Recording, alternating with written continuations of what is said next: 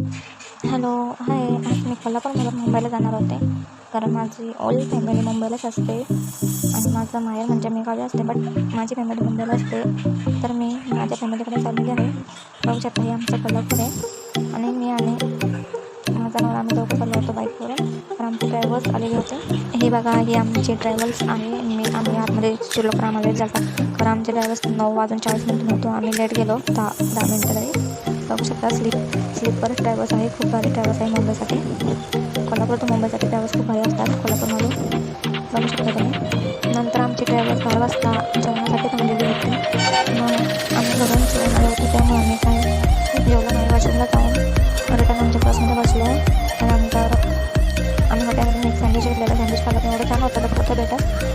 तर बघू शकता कसं बाहेर सायलेंट वातावरण आहे. त्यानंतर सकाळी 6 वाजता आम्ही मुंबईमध्ये सायनमध्ये आलो.